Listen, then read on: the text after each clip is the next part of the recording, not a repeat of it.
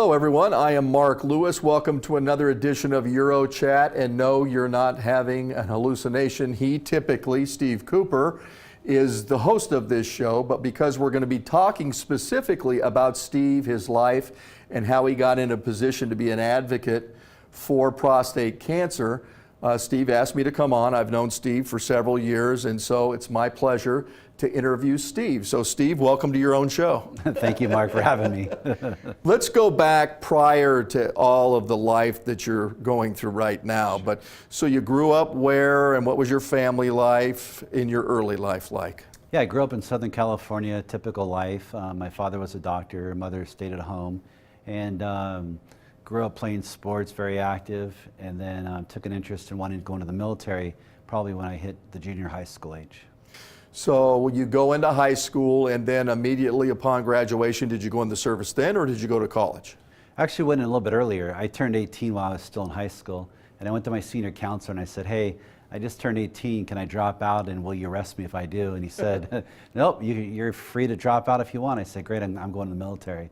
So I literally dropped out at 18 because I was bored in high school, went in the military from there. And what branch of the service did you go into? And then I served in the U.S. Army, retired in 2007. So I joined in '89, retired in 2007, where I served in the infantry and then in law enforcement.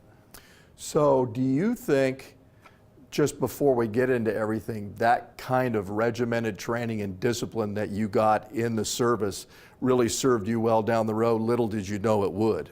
Yeah, it helped in business. I think the discipline to bring to the business, aspect helped me have a few successes in business. But I think much more important was in my own personal fight with cancer.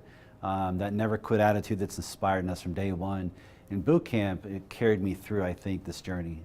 So when you went to college, you went to a couple of different schools, actually three. You went to Sac State, Sacramento, Cal State University, Sacramento.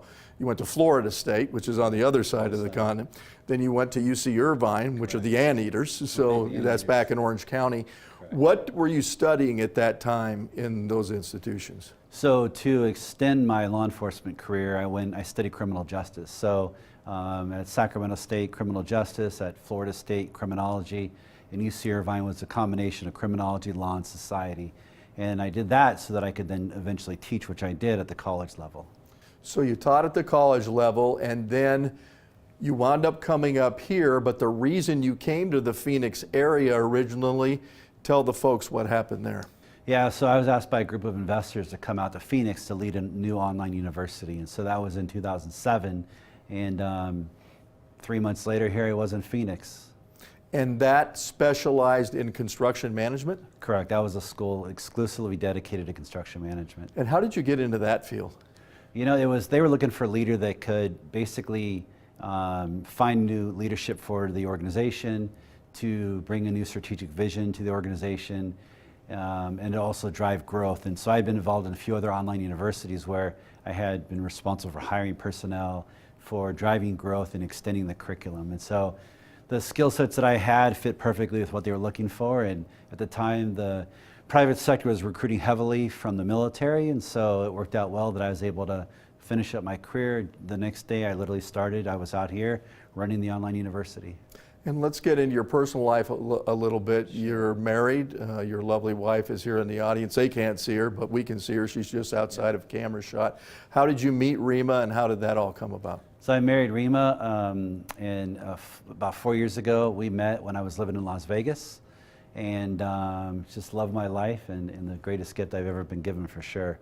And we have 2 dogs together, Lexi and Penny, and we live in Chandler. And so she kind of inherited a lot of what you were going through, and I imagine her support for your battle with cancer was really significant in you overcoming that as well. Absolutely. The first year was hard because I was going through my cancer battle on my own. So I went through the surgery and radiation on my own. And then when I met Rima, I then went through chemotherapy, and it made it just so much more enjoyable and so much easier having the love and support of a significant other. And then eventually we got married. So having a wife to deal with cancer, it makes it 1,000 times easier, but also I think what's not talked about a lot is it gives you a reason to live. I think when you're single, you have less of a reason at times to want to live. And so being married, having a relationship and a responsibility gave me that drive to want to fight even harder. And we want to end this segment on a lighter note. What's your predisposition with Wynn's cookies? Yeah, so I enjoy playing poker.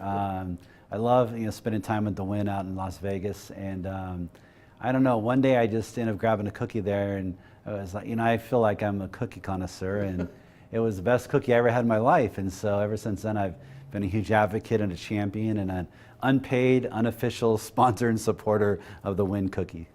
Well, they must be pretty good because he mentions them all the time. When we come back, we're going to learn more about Steve's personal battle with cancer, what that was all about, and we'll be back, so stay with us.